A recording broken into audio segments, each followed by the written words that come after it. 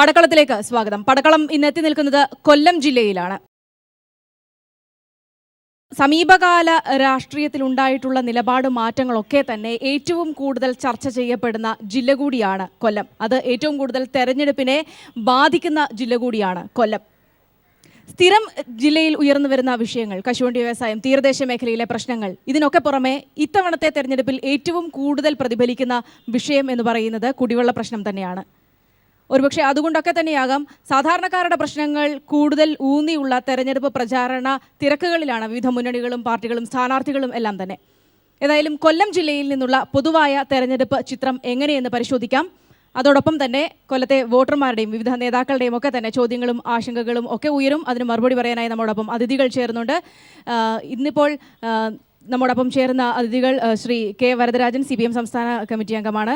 ശ്രീ പ്രതാപ് ഓർമത്മാൻ, മുൻ DCC പ്രസിഡന്റാണ്. ഇവർ രണ്ടുപേരാണ് നമ്മളോടൊപ്പം ഇപ്പോൾ ചേരുന്നത്. BJP നേതാവ് അല്പസമയത്തിനകം നമ്മോടൊപ്പം ചേരുന്നതാണ്. ഏതായാലും ആദ്യം തന്നെ ജില്ലയിലെ പൊതുവായ ഒരു വിലയിരുത്തലേക്ക് പോയാൽ ശ്രീ വരദരാജൻ, എങ്ങനെയാണ് ഈ സൂചിപ്പിച്ചതുപോലെ തന്നെ വലിയ രാഷ്ട്രീയ തർക്കങ്ങൾ അല്ലെങ്കിൽ വലിയ രാഷ്ട്രീയ മാറ്റങ്ങളൊക്കെ സമീപകാലത്ത് കേരളം ചർച്ച ചെയ്ത ഒരു ജില്ല കൂടിയാണ് കൊല്ലം. അത് തെരഞ്ഞെടുപ്പിലേക്ക് വരുമ്പോൾ അതിൻ്റെ സാധ്യതകൾ എങ്ങനെയാണ് ഉപയോഗപ്പെടുത്താൻ നോക്കുക, അല്ലെങ്കിൽ അതിൻ്റെ നമ്മോടൊപ്പം BJP നേതാവ് കൂടി നമ്മോടൊപ്പം ചേരുകയാണ്. ശ്രീ വൈക്കൽ മധു, BJP മുൻ ജില്ലാ പ്രസിഡന്റ് കൂടിയാണ്. താങ്കൾ കൂടി സ്വാഗതം അറിയിക്കുന്നു. അതായത് നമ്മൾ സംസാരിച്ചു വന്ന കാര്യത്തിലേക്ക്, എങ്ങനെയാണ് ആ ഒരു സാഹചര്യങ്ങളെ ഉപയോഗപ്പെടുത്താമെന്ന് കരുതുന്നുണ്ടോ, അത് തെരഞ്ഞെടുപ്പിൽ വെല്ലുവിളിയാകുമെന്ന് ഇടതുപക്ഷം കരുതുന്നുണ്ടോ, എങ്ങനെയാണ് പ്രതീക്ഷ?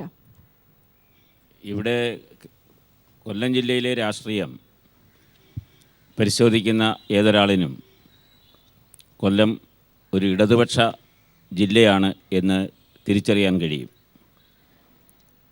ഈ വരുന്ന തെരഞ്ഞെടുപ്പിൽ, ഈ 16-ാം തീയതി നടക്കുന്ന തെരഞ്ഞെടുപ്പിൽ ഇടതുപക്ഷ ജനാധിപത്യ മുന്നണി അതിൻ്റെ വിജയം ആവർത്തിച്ചുറപ്പിക്കും എന്ന കാര്യത്തിൽ യാതൊരു സംശയവും ഞങ്ങൾക്കില്ല. രാഷ്ട്രീയ മാറ്റത്തെക്കുറിച്ചെല്ലാം പ്രതിപാദിക്കുന്നത് RSP കഴിഞ്ഞ ലോക്സഭാ തെരഞ്ഞെടുപ്പിൻ്റെ ഘട്ടത്തിൽ ഇടതുപക്ഷ ജനാധിപത്യ മുന്നണി വിട്ട് ഐക്യജനാധിപത്യ മുന്നണിയിൽ ചേരുകയും ആ ലോക്സഭാ തെരഞ്ഞെടുപ്പിൽ UDF ജയിക്കുകയും ചെയ്തു എന്നതാണ്. അന്നത്തെ പ്രത്യേക സാഹചര്യത്തിൽ അത്തരമൊരു വിജയം RSPക്ക് ഉണ്ടായെങ്കിൽ പിന്നീട് നടന്ന തദ്ദേശ സ്വയംഭരണ സ്ഥാപന തെരഞ്ഞെടുപ്പിൽ ദയനീയമായ പരാജയമാണ് RSP ഈ ജില്ലയിൽ ഏറ്റുവാങ്ങിയത്. RSP കൂടെ കൂടിയതുകൊണ്ട് ഐക്യജനാധിപത്യ മുന്നണിക്ക് എന്തെങ്കിലും നേട്ടമുണ്ടായി എന്ന് ഞാൻ കരുതുന്നില്ല. അങ്ങനെ കരുതുന്നവരാരെങ്കിലും ഉണ്ടാകും എന്ന് എനിക്ക് തോന്നുന്നില്ല. ഈ തെരഞ്ഞെടുപ്പിൽ ഫലം വരുമ്പോൾ കേരള നിയമസഭയിൽ RSPക്ക് ഒരു സീറ്റും ഉണ്ടാവില്ല എന്ന കാര്യത്തിൽ യാതൊരു സംശയവും ഞങ്ങൾക്കില്ല.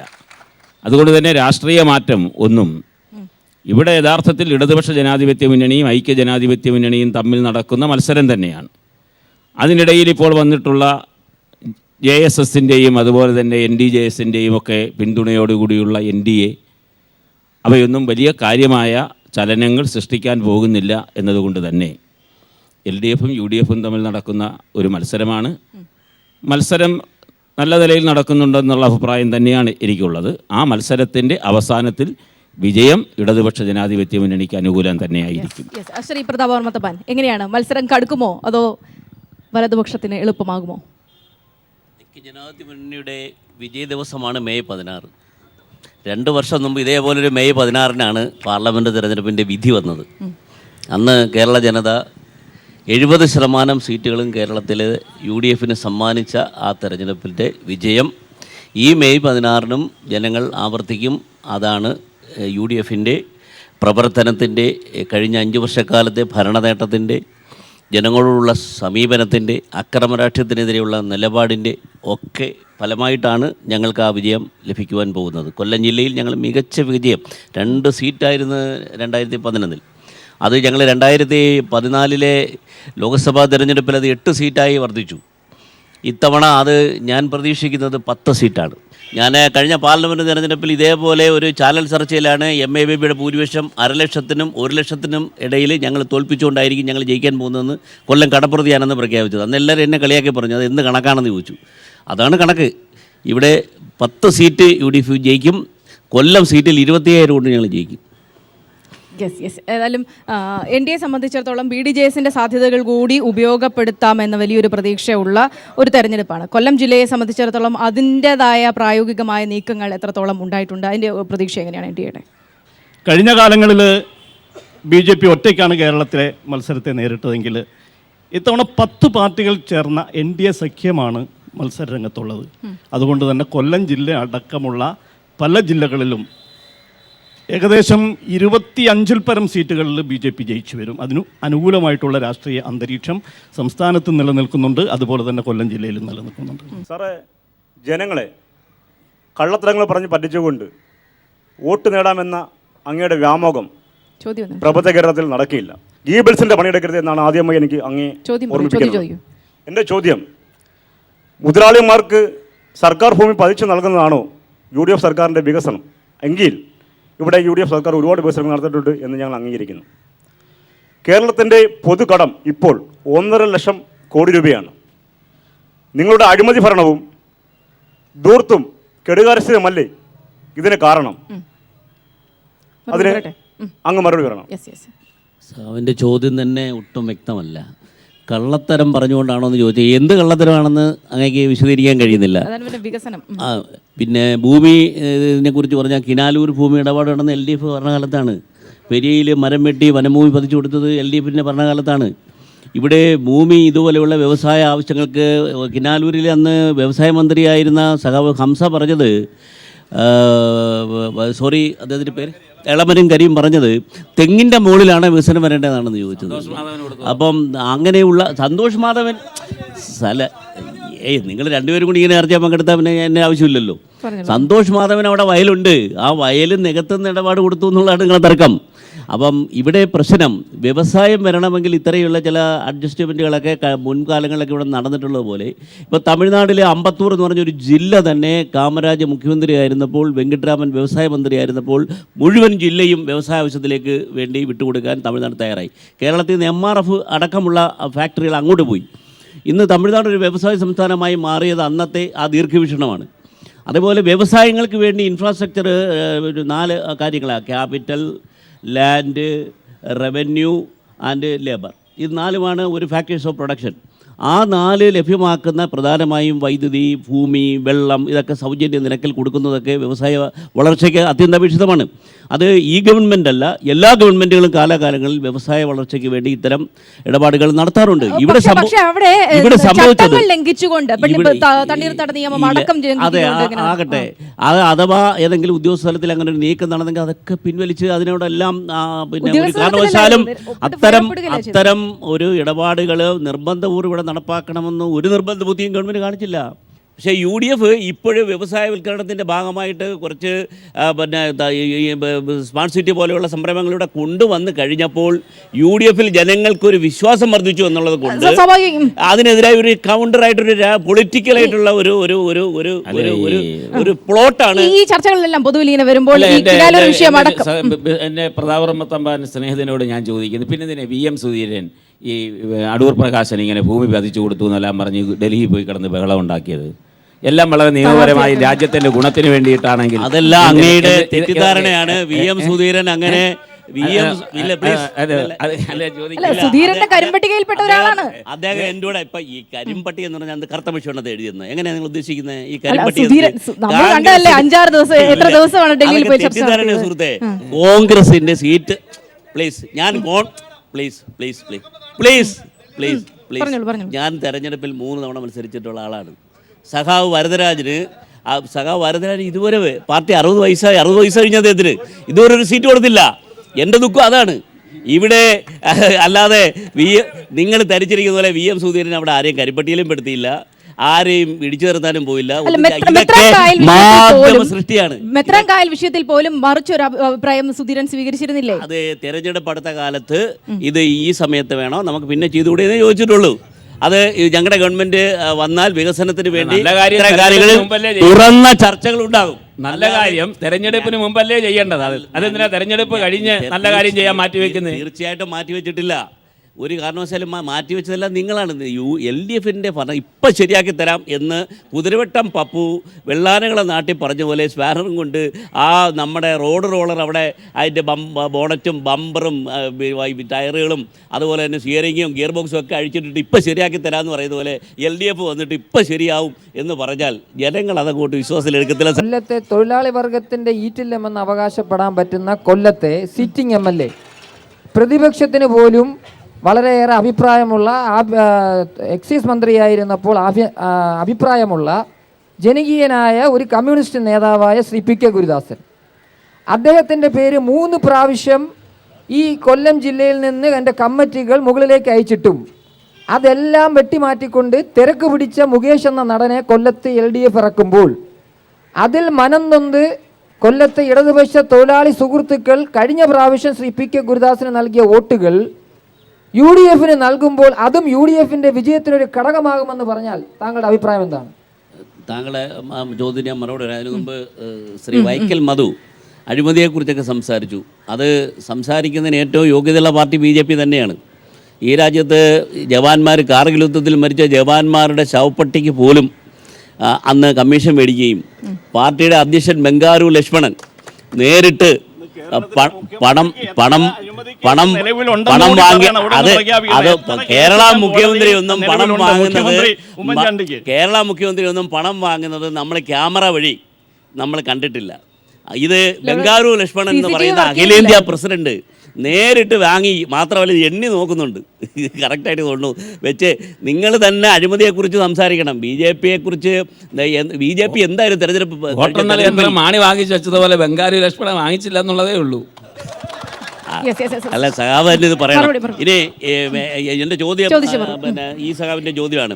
തീർച്ചയായിട്ടും ഒരു തൊഴിലാളി വർഗ സർവാധിപത്യത്തിന് വേണ്ടി നിലകൊള്ളുന്ന ഒരു പാർട്ടി എന്നുള്ള നിലയിൽ കമ്മ്യൂണിസ്റ്റ് പാർട്ടി ഓഫ് മാർക്സിസ്റ്റ് കൊല്ലത്തെ അടക്കമുള്ള സീറ്റ് നിർണ്ണയത്തിൽ അവർ തുടർന്ന് വന്ന അന്തർധാരയിൽ വളരെയധികം ഒരു വ്യതിയാനം സംഭവിച്ചിരിക്കുകയാണ്.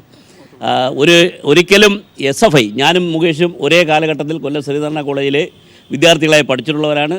ഒരു ദിവസം പോലും മുകേഷ് സിന്ദാബാദ് വിളിച്ചിട്ടില്ല. മാത്രമല്ല മുകേഷിൻ്റെ 2 സഹോദരിമാരും AISFിൻ്റെ സജീവ പ്രവർത്തകരായിരുന്നാൽ പോലും മുകേഷ് AISFിൻ്റെ പോലും പ്രവർത്തകനായിരുന്നിട്ടില്ല.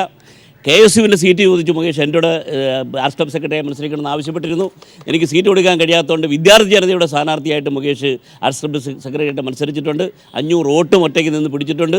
അതാണ് വിദ്യാർത്ഥി കാലഘട്ടത്തിൽ മുകേഷിൻ്റെ രാഷ്ട്രീയ പാരമ്പര്യം. അദ്ദേഹത്തിന് രാഷ്ട്രീയമായിട്ട് ആകെയുള്ള ബന്ധം MA ബേബി സഖാവിന് കഴിഞ്ഞ പാർലമെൻറ്റ് തിരഞ്ഞെടുപ്പിൽ ഒരു ഓപ്പൺ ജീപ്പിൽ പ്രചരണം നടത്താൻ മുകേഷ് സഹായിച്ചു എന്നുള്ളതാണ് മുകേഷും മാർക്സിസ്റ്റ് പാർട്ടിയും തമ്മിലുള്ള ബന്ധം. ജഗദീഷ് 40 സിനിമയിലെ നായകനായിരുന്നു. ഗണേശൻ മമ്മൂട്ടിയുടെ കാമുകിയെ കമൻ്റ് അടിച്ചതിനോ മോഹൻലാലിൻ്റെ കാമുകിയുടെ പുറകെ നടന്ന് അശ്ലീലം പറഞ്ഞതിനോ ഒക്കെ അടികൊള്ളുന്ന രംഗത്തിൽ അഭിനയിച്ച് നമ്മൾ കണ്ടിട്ടുള്ളൂ. ഒരിക്കലും നായക വേഷത്തിൽ അഭിനയിച്ച് നമ്മൾ കണ്ടിട്ടില്ല. അല്ല, അതിലും വലിയൊരു രാഷ്ട്രീയ പാരമ്പര്യമുണ്ട് ഗണേശന്. തള്ളിക്കളയാൻ പറ്റുമോ? ഗണേശന്റെ രാഷ്ട്രീയ പാരമ്പര്യം, ഗണേശൻ ഒരു RSSകാരനായിരുന്നു. നിങ്ങൾ പ്ലീസ് ഗണേശൻ ഒരു RSSകാരനായിരുന്നു. RSS നേതാക്കന്മാരുമായി ഗണേശ് ജോർജ് നിങ്ങളിപ്പോ ഗണേശനെ കുറിച്ച് അസ്ഥി പിടിക്കരുത് കേട്ടോ, ദേവിയത് ഇച്ചിരി കഴിയും മാറ്റും. ഗണേശൻ ഇനി ജയിച്ചാലും ഞങ്ങൾ മന്ത്രിസ്ഥാനം കൊടുക്കാൻ പറഞ്ഞാൽ തിരിച്ചു വരുന്ന പാർട്ടിയായി ഗണേശൻ. നിങ്ങൾ ഗണേശനെ കുറിച്ച് എന്ത് വിചാരിച്ച്? ജഗദീഷിന് സീറ്റ് കൊടുത്താൽ പറയാം ഞാനോട്ട് വരിക. അതെ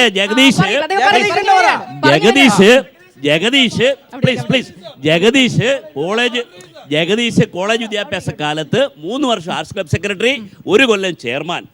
കഴിഞ്ഞ അസംബ്ലി തെരഞ്ഞെടുപ്പിന് കോൺഗ്രസിൻ്റെ KPCCയുടെ കൺട്രോൾ റൂമിൻ്റെ ചുമതല വഹിച്ചിരുന്ന ആളാണ് ഞാൻ. വക്കം പുരുഷോത്തമൻ, പ്രൊഫസർ ബാലേന്ദ്രൻ, പ്രതാപ് മത്തപ്പാൻ, ഈ 3 പേരിൽ ഒരാളാണ് ഞാൻ അവിടെ നിന്നുകൊണ്ട് ഈ സ്ഥാനാർത്ഥികൾ മൻമോഹൻ സിംഗും സോണിയാഗാന്ധി അടക്കമുള്ളവർ പ്രസംഗിച്ച ജഗദീഷ് കഴിഞ്ഞ അസംബ്ലി തെരഞ്ഞെടുപ്പിൽ കൊല്ലം ജില്ലയിലെ ചാത്തന്നൂർ അടക്കം കൊല്ലം ജില്ലയിലെ പല മണ്ഡലമടക്കം 48 ഉദ്യോഗങ്ങൾ ഞാൻ കൊടുത്ത പ്രോഗ്രാമിൽ UDFിന് വേണ്ടി പ്രസംഗിച്ചിട്ടുണ്ട്. ഇപ്പൊ ഞങ്ങൾ കാണുന്നുണ്ടല്ലോ, ഇപ്പൊ ജഗദീഷ് കശുവണ്ടി ഫാക്ടറി പോയി തന്നോ എന്ന് പറഞ്ഞുകൊണ്ട് അടിച്ചോണ്ടിരിക്കുക. അതെ, എന്റെ പൊന്നു വരൻ ചേട്ടാ, ഇപ്പോൾ അവിടെ ഗണേശൻ കോടിക്കണക്കിന് രൂപ ഒഴുക്കുന്നുണ്ട്. ഗണേശൻ അല്ല, ഞാൻ ചോദിക്കട്ടെ,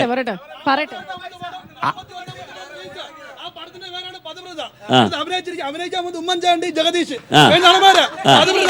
അതിന് നടിയാണ് ഷാരൂഖ് മേനോൻ സരിത. അരി എത്രാന്ന് ചോദിക്കും പയറഞ്ഞാന്ന് പറയല്ലേ സഖാവേ, പറയല്ലേ. ഈ ഗണേശന്റെ മോന്തയും മൂഞ്ചിയെല്ലാം അടിച്ച് പൊട്ടിച്ചിട്ട് ഇവിടെ നമ്മുടെ മുമ്പിൽ വന്ന് പറഞ്ഞ അയാളുടെ ഭാര്യ അടിച്ചു പൊട്ടിച്ചെന്നാ ഡോക്ടർ യാമിനി തങ്കച്ചി. ജഗദീഷ് കണ്ടതല്ലേ ഇന്നലെ? അല്ല, മന്ത്രിസ്ഥാനം പോയത് എങ്ങനെ? ഗണേശന് മന്ത്രിസ്ഥാനം പോയത് UDF ഘടകകക്ഷി ആവശ്യപ്പെട്ടിട്ടല്ല. അല്ല, ഇത് ഒരു കാര്യം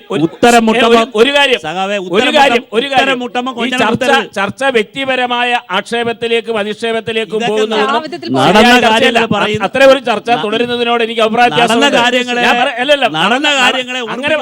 അങ്ങനെ പറയാൻ തുടങ്ങിയാൽ പല കാര്യങ്ങളും പറയേണ്ടി വരും. അതൊന്നും അല്ല ഇവിടെ ചർച്ച. ഇവിടെ ചർച്ച വികസനത്തെ സംബന്ധിച്ച് വ്യക്തിപരമായ കാര്യമൊക്കെ പറഞ്ഞ് വലിയ വാചാലനാവുന്നു.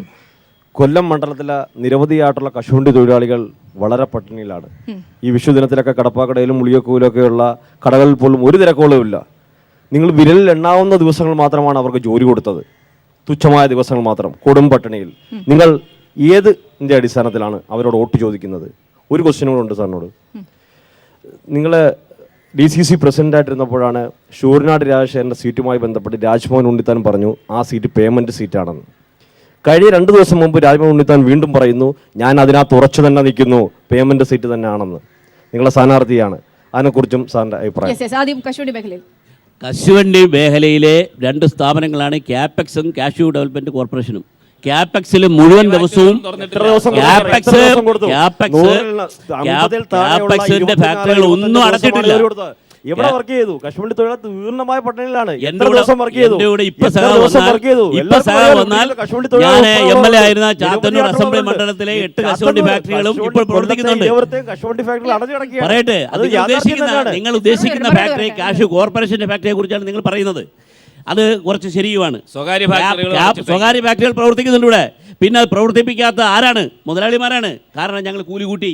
ഇടതുപക്ഷമല്ല കൂലി കൂട്ടിയത്, UDF സർക്കാരാണ് കൂലി കൂട്ടിയത്. കൂലി കൂട്ടി കൊടുത്തപ്പോൾ മുതലാളിമാർ തയ്യാറല്ല. എന്നെ ഞെട്ടിപ്പിച്ചത് ഞങ്ങൾ ഈ KICDCയുടെ അഴിമതിയെക്കുറിച്ചുള്ള അന്വേഷണങ്ങൾ നടത്താൻ ഞങ്ങൾ സർക്കാർ അനുവാദം കൊടുത്തപ്പോൾ കൊല്ലത്ത് പ്രസ് ക്ലബ്ബിൽ ഒരു മുഖാമുഖം ചർച്ച വെച്ചപ്പോൾ അന്ന് യൂനിസ് മുതലാളി അടക്കമുള്ളവർ വന്നിട്ട് കോർപ്പറേഷനെ കുറിച്ചപ്പോൾ ന്യായീകരിച്ചുകൊണ്ട് സംസാരിച്ച സഖാവ് P. രാജേന്ദ്രൻ മാത്രമാണ്. ഞാൻ ഞെട്ടിപ്പോയി. സഖാവിൻ്റെ ഭാഗത്തുനിന്ന്, ഒരു CITUവിൻ്റെ പ്രമുഖ നേതാവിൻ്റെ ഭാഗത്തുനിന്ന് കാഷ്യൂ കോർപ്പറേഷൻ്റെ MD രതീശിനെ ന്യായീകരിച്ചുകൊണ്ട് സംസാരിച്ചത് എനിക്ക് സഖാവ് P. രാജേന്ദ്രൻ, ഞാൻ, ശ്രീ A. അസീസ്, ശ്രീ യൂനിസ് കുഞ്ഞ്, ആ കേസ് ഹൈക്കോടതിയിൽ കൊടുത്ത മനോജ് കടകംപള്ളി, പിന്നീട് ഈ സഖാവ്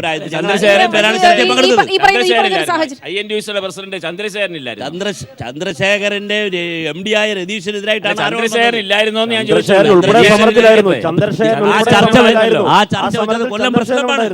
കൊല്ലം പ്രസ് ക്ലബ്ബ് വെച്ച ചർച്ചയെ കുറിച്ചാണ് ഞാൻ സംസാരിക്കുന്നത്. അവിടെയാണ് ഞാൻ ചോദിക്കുന്നത്. INTUCയുടെ പ്രസിഡന്റ് കൂടിയായ ചന്ദ്രശേഖരൻ ഇതിലൊന്നും വന്നില്ലേ? ഇതിലൊന്നും പ്രതിപാദ്യ വിഷയമായില്ലേ? നിങ്ങൾ ഗുരുദാസനെ കുറിച്ച് പറയുമ്പോൾ നിങ്ങൾക്ക് മിണ്ടാതിരിക്കുകയും ചന്ദ്രശേഖരനെ കുറിച്ച് പറയുമ്പോൾ ആവേശം കൊള്ളുകയും കശുവണ്ടി മേഖലയിലെ പ്രതാപവർമ്മ തമ്പാൻ പറഞ്ഞത് കൂലി കൂട്ടി കൊടുത്തത് ഞങ്ങളാണെന്നാ. അങ്ങനെയാണ് ഞങ്ങളാണ് ആ കൂട്ടിക്കൊടുത്ത കൂലി അംഗീകരിച്ച് ഫാക്ടറികൾ തുറന്നു പ്രവർത്തിപ്പിക്കാൻ മുതലാളിമാരിൽ നിർബന്ധം ചെലുത്താനും നിയമപരമായ നടപടികൾ സ്വീകരിക്കാനും ഉത്തരവാദിത്വം ഗവൺമെൻറ്റിനുണ്ടായിരുന്നു. ആ ഉത്തരവാദിത്വം നിർവഹിക്കാത്തത് കൊണ്ട് തന്നെയാണ് ജില്ലയിലെ മഹാഭൂരിപക്ഷം കശുവണ്ടി ഫാക്ടറികളും മുതലാളിമാരുടെ ആയാലും കാഷ്യൂ കോർപ്പറേഷൻ്റെ ആയാലും മാസങ്ങളായിട്ട് അടഞ്ഞു കിടക്കുകയാണ്. ഇത് അടഞ്ഞു കിടക്കുന്നത് കൊണ്ട് വരുന്നത് പാവപ്പെട്ട കശുവണ്ടി തൊഴിലാളികളുടെ ജീവിതം വഴിമുട്ടി നമ്മുടെ നാടിൻ്റെ വികസനം, ക്രയവിക്രയത്തിൽ വലിയ തോതിലുള്ള വിള്ളലുണ്ടായി നാടിൻ്റെ പൊതുവായ പുരോഗതിയെ അത് വളരെയേറെ ബാധിച്ചിരിക്കുന്ന പ്രശ്നമാണ്. ഇതിൽ രാഷ്ട്രീയം ചെലുത്തുകയല്ല വേണ്ടത്. ഇതിന് എന്താണ് പരിഹാരം എന്നതിനെ സംബന്ധിച്ച് ഗൗരവമായി ആലോചിക്കണം. നിങ്ങൾ ധരിക്കുന്ന പോലെ നമുക്ക് ഈ രംഗത്ത് ഇപ്പോൾ കുത്തകയൊന്നുമില്ല. ഇപ്പോൾ വിയറ്റ്നാം ഇന്ത്യയിൽ ലോകത്തെ ഏറ്റവും വലിയ പ്രൊഡ്യൂസറാണ്. കാഷ്യൂ നട്ട് ലോക മാർക്കറ്റിൽ ഡിപ്ലോയ് ചെയ്തിരിക്കുന്നതിൽ പ്രധാനപ്പെട്ട ഒരു രാജ്യമാണ്. പണ്ട് ഒരു അമേരിക്കയുടെ യുദ്ധഭീഷണി കൊണ്ട് വർഷങ്ങളോളം മനുഷ്യജീവനം തന്നെ ഇത്രയും ത്യാഗമനുഷ്ഠിച്ച ഒരു ജനത ലോകത്തില്ല. അവർ കമ്മ്യൂണിസ്റ്റ് രാജ്യമാണ്, കോൺഗ്രസ് രാജ്യം എന്നുള്ള രണ്ടാമത്തെ കാര്യം. പക്ഷേ പറയട്ടെ, ആ വിയറ്റ്നാം ഇന്ന് ഏറ്റവും വലിയ സപ്ലയറാണ്. നമ്മുടെ നാട്ടിൽ പോലും അവർ കുരുണ് പരിപ്പ് ഇങ്ങോട്ട് കാലിത്തീറ്റ എന്ന് പറഞ്ഞ് ഇറക്കുമതി ചെയ്തുകൊണ്ടിരിക്കുകയാണ്. നമുക്ക് ഇൻഡിജിനസ് മാർക്കറ്റിൽ, തദ്ദേശീയ മാർക്കറ്റിൽ പോലും നമുക്ക് ബേക്കറികൾക്ക് അതുപോലുള്ള സാധനങ്ങൾക്ക് പോലും ഈ പരിപ്പ് വിൽക്കാൻ പറ്റുന്നില്ല. കാരണം അതിനെക്കാട്ടി വില കുറച്ചാണ് അവർ വിൽക്കുന്നത്. ആസ്ട്രേലിയൻ രാജ്യങ്ങൾ, Tanzania, guinea Bissau, Mozambique, Congo, അങ്ങനെ പല രാജ്യങ്ങളിൽ തോട്ടണിഞ്ഞോട്ട് വന്നിരുന്നു. ഈ രാജ്യങ്ങളിലെല്ലാം ഇപ്പോൾ വ്യവസായം തുടങ്ങി. നമ്മുടെ പ്രശ്നം സഖാവിന് യഥാർത്ഥത്തിൽ വിഷയമേ പിടികിട്ടിയിട്ടില്ല.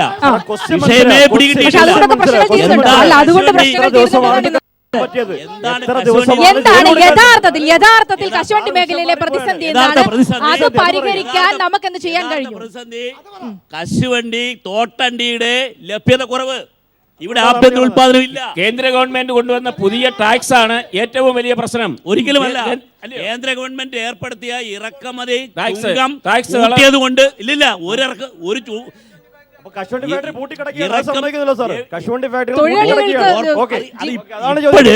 ഇപ്പോഴും തെരഞ്ഞെടുപ്പ് കാലത്ത് തോട്ടട്ടി മേടിക്കാൻ കൊടുത്ത തുക ഉപയോഗിക്കാൻ കഴിയുന്നില്ല. ഇലക്ഷൻ കമ്മീഷൻ അനുവാദം കൊടുത്തില്ല. ടെൻഡർ നടപടികൾ പൂർത്തീകരിക്കാൻ കഴിഞ്ഞില്ല. ഒരു കാര്യം ഞാനൊന്ന് ചോദിച്ചോട്ടെ, നിങ്ങളിപ്പോ ശമ്പളം നിങ്ങൾ കൂട്ടിക്കൊടുത്തു എന്നൊരു വാക്ക് പറഞ്ഞു. ഈ കശുവണ്ടി മേഖല ഇന്നലെ അല്ല ശമ്പളം കൂട്ടിയത്. ഞാന് വെറും 2 ചക്രത്തിലും ജോലി ചെയ്ത തൊഴിലാളിയാ. ഞാൻ പിരിഞ്ഞത് ലക്ഷങ്ങൾ മേടിച്ചോണ്ടാ. നിങ്ങളുണ്ടാക്കിയതല്ലത്. അത് LDFന്റെ ഭരണകാലത്ത് തൊഴിലാളി വർഗം അധ്വാനിച്ച് മക്കളെ, ഈ അമ്മച്ചി കശുവണ്ടി ഫാക്ടറി പണിയെടുത്തത് 10-20 കൊല്ലം മുമ്പാ. 60 വയസ്സ് കഴിഞ്ഞാൽ ആരും ഫാക്ടറി തൊഴിലാളിയായിട്ട് പ്രവർത്തിക്കാൻ കഴിയത്തില്ല. അമ്മയെ കണ്ടാ അറിയാം, 86 വയസ്സുണ്ട്. അവര് 25 കൊല്ലം മുമ്പാ പ്രവർത്തിച്ച. ഇപ്പൊ ചുവന്ന് ഉടുപ്പിട്ടോണ്ട് ഇങ്ങോട്ട് ഞാൻ ഒത്തിരി മേടിച്ചെന്ന് പറഞ്ഞാൽ ആ അമ്മച്ചി ഉടുത്തിരിക്കുന്ന ആ പട്ട് ചേല കണ്ടില്ലേ, ആ പട്ട് വേട്ടി കണ്ടില്ലേ, ഇത് കശുവണ്ടി തൊഴിലാളിയുടെ വേഷമാണോ? ഇതൊരു കശുവണ്ടി തൊഴിലാളിക്ക് ധരിക്കാൻ കഴിയുമോ? കശുവണ്ടി തൊഴിലാളിയുടെ അവസ്ഥ ഇതാണെന്ന് സമ്മതിക്കുന്നു. കശുവണ്ടി തൊഴിലാളിയുടെ അവസ്ഥ ഇതാണെന്ന് സമ്മതിക്കുന്നു. അല്ല, താങ്കൾ പറഞ്ഞ അവസ്ഥയാണെന്ന് സമ്മതിക്കുന്നു. വളരെ പരിതാപകരമായ അവസ്ഥയാണ് താങ്കൾ സമ്മതിക്കുന്നു. ഇതൊരു നാടകമാ. ഒരു 5 വർഷം ഭരിച്ച സർക്കാരിന്റെ പ്രതിനിധിയായാണ് സംസാരിക്കുന്നത്. അതുകൂടി ഓർക്കണം. 5 വർഷം മുൻ തൊഴിലാളിയാണെന്ന് വേണേൽ സമ്മതിക്കാം. മുൻ തൊഴിലാളി എന്ന് പറഞ്ഞേ, മക്കള് പേർഷ്യ പോയിട്ട് മേടിച്ചു കൊടുത്ത വേഷ്ടിയാണ് ഇത്. പാവപ്പെട്ട ഒരു കശുവണ്ടി തൊഴിലാളിയാക്കി കളിയാക്കി ചെയ്ത് പാവപ്പെട്ട കശുവണ്ടി തൊഴിലാളിയെ ആക്ഷേപിക്കുകയാണ് ചെയ്ത്. പാവപ്പെട്ട തൊഴിലാളി ആക്ഷേപിക്കുകയാണ് ചെയ്ത്. സമ്മതിച്ച് ആശോചിച്ചിട്ടില്ല. ഇന്ത്യൻ പാർലമെന്റ് പാസാക്കിയ തൊഴിൽ നിയമങ്ങളാണ് ഇന്ത്യയിലെ എല്ലാ നിയമങ്ങളും. കശുവണ്ടി തൊഴിലാളികളുടെ വോട്ട് നിങ്ങൾക്ക് വേണ്ട, കശുവണ്ടിക്കാരുടെ വോട്ട് വേണ്ട, അവരെ വോട്ട് വേണ്ട, അവരെ വോട്ട് വേണ്ട, അതല്ലേ ആക്ഷേപിച്ചില്ലേ?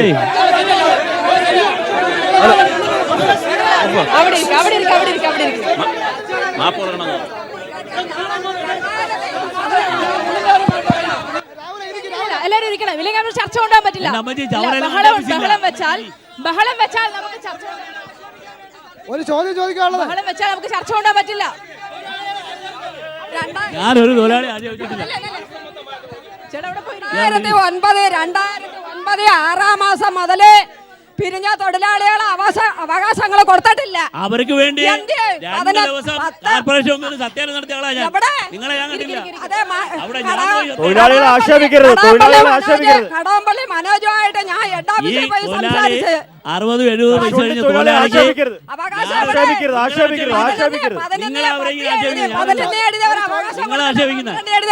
കശുവണ്ടി തൊഴിലാളിക്ക് ഗ്രാറ്റുവിറ്റി കൊടുക്കാൻ 2 തവണ ഞാൻ തൊഴിലാളികളുമായിട്ട് പോയി. ഞാൻ നേരിട്ട് തന്നെ നടത്തിയ ആളാണ് ഞാനൊരു തൊഴിലാളിയെ ആക്ഷേപിക്കുന്ന പ്രശ്നമില്ല. ഒരു ചോദ്യം ചോദിച്ചോട്ടെ.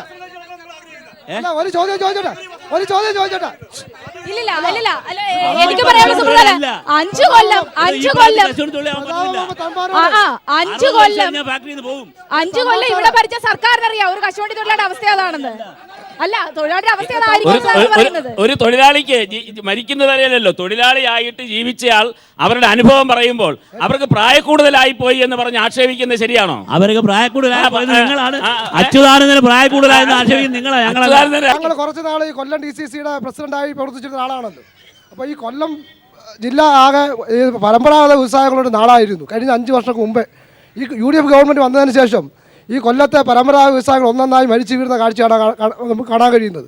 അതുപോലെ പൊതുമേഖലാ സ്ഥാപനങ്ങൾ, ഇപ്പോൾ കൊല്ലത്ത് പള്ളിമുക്കി പ്രവർത്തിക്കുന്ന മീറ്റർ കമ്പനി, ഈ UDF ഗവൺമെൻറ് അധികാരത്തിൽ വരുന്നതിന് മുമ്പ് 600ഓളം തൊഴിലാളികൾ പണിയെടുത്തിരുന്ന ഒരു നല്ല പൊതുമേഖലാ സ്ഥാപനമായിരുന്നു. ഇന്ന് അവിടെ 40 ജീവനക്കാർ മാത്രമാണ് ജോലി എടുക്കുന്നത്. നിങ്ങൾ ഇതുപോലുള്ള പൊതുമേഖലാ സ്ഥാപനങ്ങളെ പിന്നോട്ട് മരിക്കുന്നതിന് വേണ്ടിയാണോ ഒരു വട്ടം കൂടി 5 വർഷത്തേക്ക് അധികാരം തരണം എന്ന് ജനങ്ങളോട് വോട്ട് ചോദിക്കുന്നുള്ളത് പറഞ്ഞാൽ? ഇത്തരം പരമ്പരാഗത വ്യവസായങ്ങൾ ഈ ആധുനിക ആഗോളവൽക്കരണത്തിൻ്റെ കാലത്ത് നേരിടുന്ന ഏറ്റവും വലിയ പ്രതിസന്ധി എന്ന് വെച്ചാൽ ഇത് മത്സര സമൂഹമാണ്. ഏറ്റവും നല്ല പ്രോഡക്റ്റ് ഏറ്റവും വിലക്കുറവിൽ ഈ രാജ്യത്തോട്ട് ഈ ഡംപ് ചെയ്തുകൊണ്ടിരിക്കും. ഇപ്പോൾ ഏറ്റവും കൂടുതൽ പ്രോഡക്റ്റ് വരുന്നത് കമ്മ്യൂണിസ്റ്റ് ചൈനയിൽ നിന്നാണ്. ഇത്തരം ഉൽപ്പന്നങ്ങൾ ഇവിടെ വന്ന് മറിയുകയാണ്. നമ്മളെക്കാൾ വില കുറച്ച് അവർ വിൽക്കുന്നു. ആ ചൈനയുടെ വിപണനതന്ത്രം എന്ന് പറഞ്ഞാൽ കൂടുതൽ വിൽപ്പന കുറച്ച് ലാഭത്തിൽ. നമ്മുടെ വിൽപ്പന തന്ത്രം എന്ന് പറഞ്ഞാൽ കൂടുതൽ ലാഭത്തിൽ കുറച്ച് വിൽപ്പന. നമ്മുടെയും അവരുടെയും തമ്മിലുള്ള പോളിസിയിലുള്ള വ്യത്യാസമാണ്. അവർ 100 എണ്ണം വിറ്റിട്ട് 100 രൂപ ലാഭം എടുക്കുമ്പോൾ നമ്മൾ 1 എണ്ണം വിറ്റിട്ട് 100 രൂപ ലാഭം എടുക്കും. നരേന്ദ്രമോദി 10 കൊല്ലം ഭരിച്ച ഗുജറാത്തിൽ 15 ലക്ഷം പേർക്ക് ശൗചാലയമില്ല. 25 ലക്ഷം കുടുംബങ്ങൾക്ക് ഇന്നും വിദ്യാഭ്യാസം അന്യമാണ്. അതിനെക്കുറിച്ച് എന്താണ് വൈക്കം മധുവിന് പറയാനുള്ളത്? പാലങ്ങളും റോഡുകളും മാത്രമല്ല വികസനത്തിന്റെ അടിസ്ഥാന ലക്ഷ്യം ആരോഗ്യ മേഖലയും പാർപ്പിടവും എല്ലാമാണ് പ്രധാനപ്പെട്ട കാര്യം. അതിനെക്കുറിച്ച് വൈക്കം മധുവിന് എന്താണ് പറയാനുള്ളത്? നിങ്ങൾക്ക് ഗുജറാത്തിനെ കുറിച്ച് യാതൊന്നും അറിഞ്ഞുകൂടാത്തതുകൊണ്ടാണ് ഇത്തരത്തിലൊരു ചോദ്യം ചോദിച്ചത്. അത് നിങ്ങൾക്ക് ബോധ്യമാകുന്നതിന് വേണ്ടി BJPയുടെ ഫണ്ടിൽ നിന്ന് പൈസ എടുത്ത് നിങ്ങൾക്ക് ട്രെയിൻ ടിക്കറ്റ് എടുത്ത് തരാം. നിങ്ങൾ ഗുജറാത്തിൽ ചെന്ന് നേരിട്ടൊന്ന് കാണണം ഇത് ഗുജറാത്തിന്റെ വികസനത്തെ കുറിച്ച്. ഗുജറാത്തിന്റെ വികസനത്തെ കുറിച്ച് പഠിക്കുന്നതിന് വേണ്ടി വിദേശ രാജ്യങ്ങളിൽ നിന്ന് പട്ടണ പ്രദേശമല്ല കാര്യമാണ് പറയുന്നത്. ഇത് ആരെങ്കിലും പറഞ്ഞു വൈക്കൽ മധുവിന്റെ ഈ വെല്ലുവിളി ഞാൻ ഏറ്റെടുക്കുകയാണ്. ടിക്കറ്റ് എടുത്തതാ, ഞാൻ ഗുജറാത്തിൽ പോയി പഠിച്ചു. തീർച്ചയായിട്ടും ഞാനും തയ്യാറാണ്. ഒരു കാര്യം എനിക്ക് കൊണ്ടുപോകണം. ഒരു കാര്യം എനിക്ക് വിശ്വാസമുണ്ട്. ഒരു കാര്യത്തിൽ എനിക്ക് പൂർണ്ണ വിശ്വാസം. ആ പൈസ ഒരു കാലത്തും അത് വേസ്റ്റ് ആകില്ല. തിരിച്ചു വരുമ്പോൾ വരദരാജൻ BJPയുടെ പ്രവർത്തകനായിട്ട്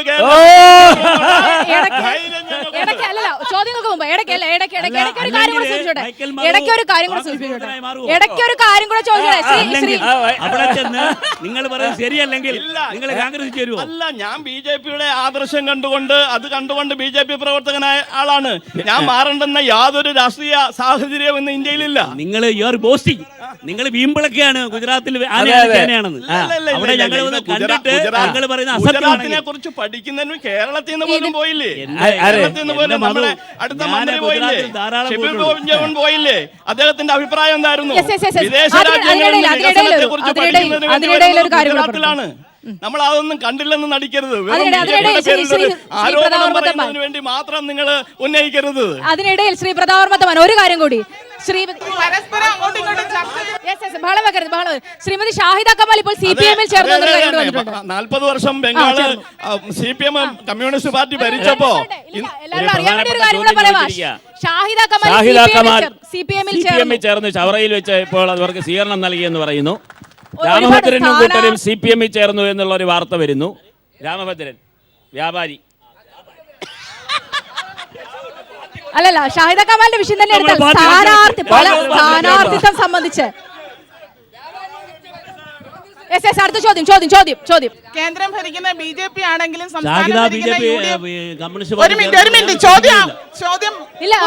അവിടെ തെരഞ്ഞെടുപ്പ് യോഗത്തില് LDF-ന്റെ യോഗത്തില് പങ്കെടുത്തുകൊണ്ടിരിക്കുകയാണ്. ഇപ്പോൾ സ്റ്റേജിൽ പങ്കെടുത്തുകൊണ്ടിരിക്കുകയാണ്. വിശ്വസിക്കാൻ ഇത്തിരി ബുദ്ധിമുട്ടുണ്ട്. വിശ്വസിച്ചേ പറ്റൂ. ലോകം കണ്ടോണ്ടിരിക്കുകയാണ്. അതെ, അല്ല കുഴപ്പമില്ല. 45 ലക്ഷം ബംഗാളികളിലെ കമ്മ്യൂണിസ്റ്റുകാർ ഇവിടെ വന്നിട്ട് നമ്മളെ പണിയെടുക്കുന്നുണ്ട്. ഷാഹിദ കമാലിന്റെ കാര്യം പറയുമ്പോൾ 45 ബംഗാളി ഒരു മലയാളി അത്രയും ബംഗാളികൾക്കൊപ്പം വരുമോ ഷാഹിദ ഷാഹിദ കമാൽ അങ്ങനെ വരുമോ? ഷാഹിദ കാണാമോ അടുത്ത കോൺഗ്രസിനെ തെരഞ്ഞെടുപ്പിൽ സംബന്ധിച്ചിടത്തോളം? അടുത്ത തെരഞ്ഞെടുപ്പിൽ കോൺഗ്രസിന്റെ ഇവിടെ ഉണ്ടാകുന്ന മുന്നണിയില് ഷാഹിദ അടക്കമുള്ളവർ കാണുമല്ലോ. സീറ്റ് കിട്ടാത്തതിലടക്കം വലിയ തർക്കമുണ്ടായിരുന്ന ആളാണ്. ഒരു മിനിറ്റ് ചോദ്യം ഒരു ചോദ്യം അവശേഷിക്കുന്നുണ്ട്. ചോദിച്ചോ. ഈ കേന്ദ്രം ഭരിക്കുന്ന BJP സംസ്ഥാനം ഭരിക്കുന്ന UDF ഇപ്പൊ ഈ പുതിയ തെരഞ്ഞെടുപ്പിലേക്ക് പോകുമ്പോൾ പ്രകടന പത്രികകളിൽ നിരവധിയായിട്ടുള്ള വാഗ്ദാനങ്ങൾ കൊടുക്കുമ്പോഴും സാധാരണ ജനത്തിന് ആവശ്യമായ തരത്തിലുള്ള ഒരു അവരുടെ ആവശ്യങ്ങൾ നിവർത്തിക്കുന്ന തരത്തിലുള്ള ഒരു കാര്യങ്ങളും അതിലെങ്ങും വരുന്നില്ല. അന്നേരം ഈ തുടർച്ചയായിട്ടുള്ള ഭരണത്തിലൂടെ കട്ടുമുടിച്ചതും വിറ്റുമുടിച്ചതും അതുപോലെ തന്നെ നമ്മുടെ ഈ ഭരണം അവസാനിക്കുന്ന സമയത്ത് ഓടി നടന്ന് ഉദ്ഘാടന മാമാങ്കങ്ങൾ നടത്തിയതുമായിട്ടുള്ള കാര്യങ്ങൾ എടുക്കുകയാണെങ്കിൽ ഇനിയുള്ള അങ്ങോട്ടുള്ള കാര്യങ്ങളിൽ നിങ്ങളെയൊക്കെ ഭരണം ഏൽപ്പിച്ചാൽ സാധാരണ ജനം എന്ത് വിശ്വസിച്ച് വോട്ട് ചെയ്യണം? ഈ പ്രകടനം അരി കഴിക്കുന്നത്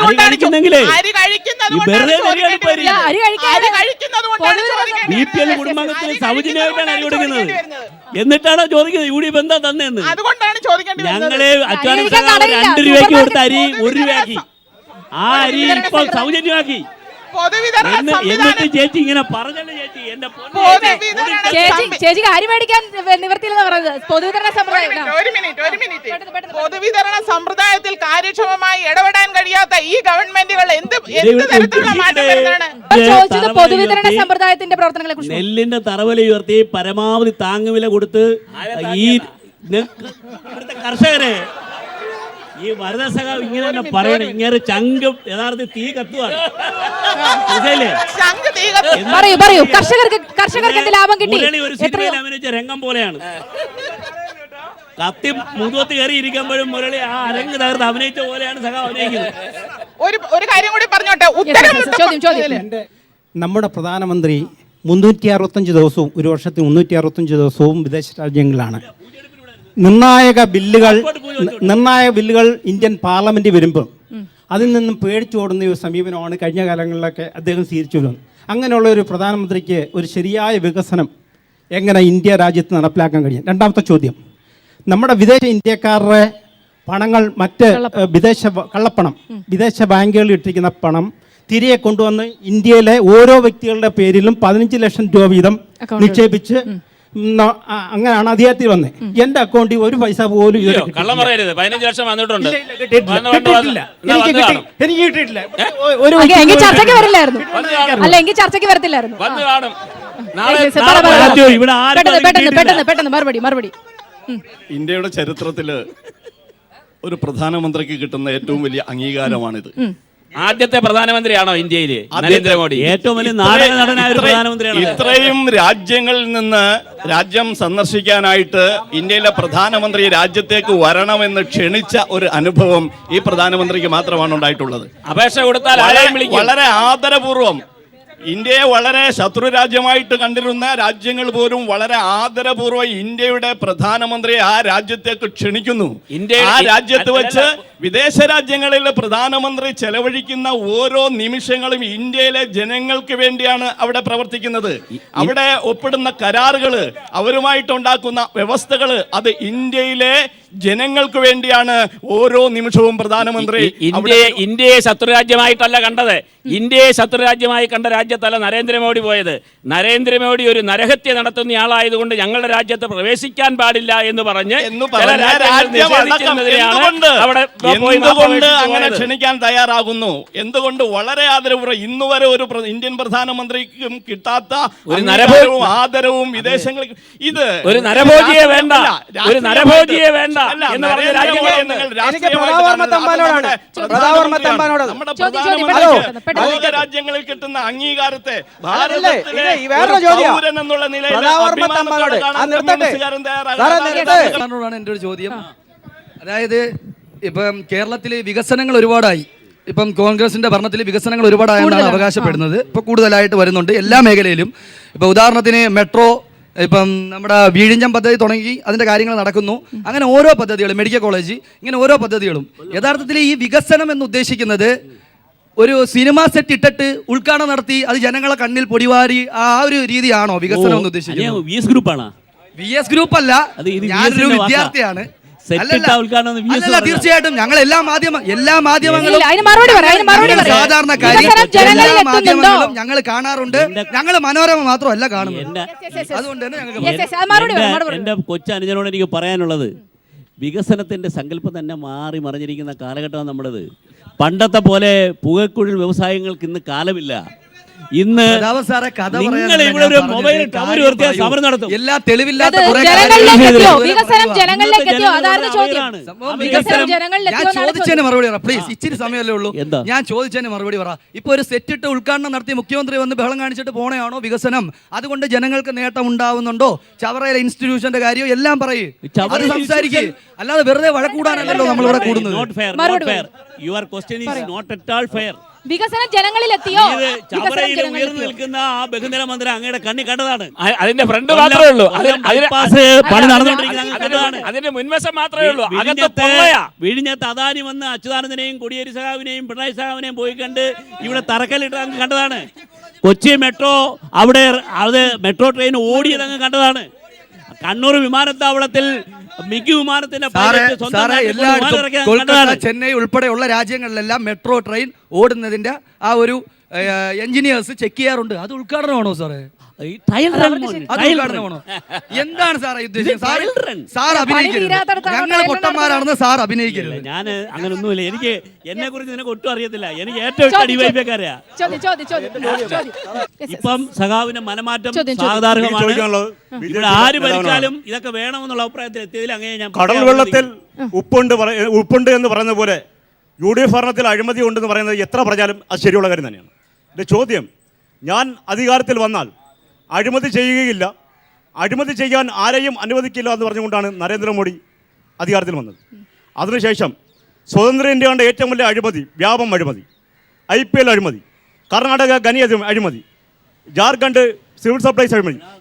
അഴിമതിയുടെ പേരിൽ, അഴിമതിയുടെ കാര്യത്തിൽ UDFും BJP തമ്മിൽ വാങ്ങിക്കുന്ന തുകയുടെ വ്യത്യാസമല്ലാതെ എന്ത് വ്യത്യാസമാണ് സഖാപറാണ് നേതാവ്? കേന്ദ്രമന്ത്രിമാരുടെ പേരിൽ ഏത് അഴിമതി കേസാണ് നിലനിൽക്കുന്നത്? പ്രധാനമന്ത്രിയുടെ പേരിൽ ഏതെങ്കിലും ഒരു അഴിമതി കേസ് നിലനിൽക്കുന്നുണ്ടോ അല്ലെങ്കിൽ ആരോപണം ഉന്നയിച്ചിട്ടുണ്ടോ? ഒരു പ്രധാനമന്ത്രിയുടെ പേരിൽ ഇന്ന് വരെ ഒരു ആരോപണവും വരാത്തൊരു പ്രധാനമന്ത്രിയാണ് നരേന്ദ്രമോദി. ആരോപണത്തിന് വേണ്ടി അങ്ങനെ പലരെയും ആരോപണത്തിന് വേണ്ടി എന്തെങ്കിലും പറയുകയല്ലാതെ നമ്മൾ കണ്ടില്ലെന്ന് ഞാൻ രാഷ്ട്രീയത്തിന്റെ പേരിൽ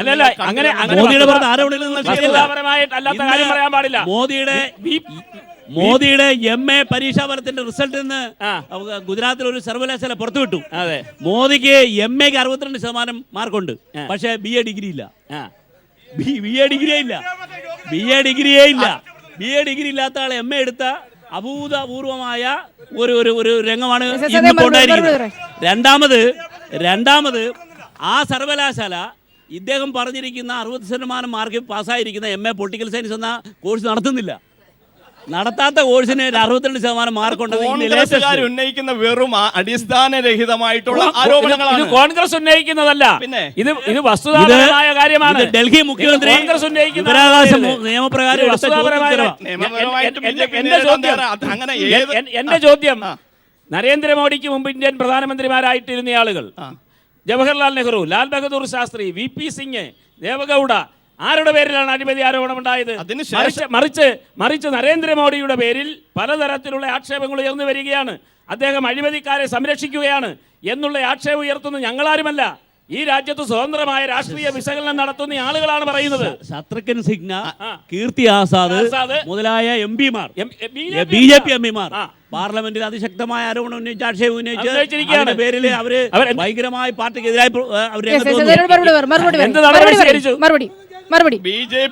BJPയുടെ പ്രധാനമന്ത്രി, BJPയുടെ അല്ല രാജ്യത്തിന്റെ പ്രധാനമന്ത്രിക്കെതിരെ യാതൊരു ആരോപണവും ഉന്നയിക്കാൻ കഴിയാതെ വന്ന സാഹചര്യത്തിൽ ഉണ്ടായ ആരോപണമാണ് അഴിമതിക്കാരെ സംരക്ഷിക്കുന്നുവെന്ന്. ഒരു അഴിമതിക്കാരെ അഴിമതി കാണിച്ചിട്ടുണ്ടെങ്കിൽ അദ്ദേഹം വളരെ വളരെ വ്യക്തമായിട്ട് പറഞ്ഞിട്ടുണ്ട്, അങ്ങനെ അഴിമതി കാണിച്ചു എന്ന് തെളിഞ്ഞു കഴിഞ്ഞാൽ ആരായാലും ഈ മന്ത്രിസഭയിൽ നിന്ന് പുറത്താക്കുമെന്ന് വളരെ ഏതെങ്കിലും അഴിമതി തെളിയിക്കട്ടെ, തെളിയിച്ചിട്ട് ഏതെങ്കിലും ആരോപണം അടിസ്ഥാനരഹിതമായിട്ടുള്ള ആരോപണം അല്ലെങ്കിൽ അത് ശരിയാണ് ശേഷം ഏതെങ്കിലും ഒരു MP യോ മന്ത്രിയോ പാർലമെന്റിൽ ഉണ്ടെങ്കിൽ നമ്മൾ ഇതിന് മറുപടി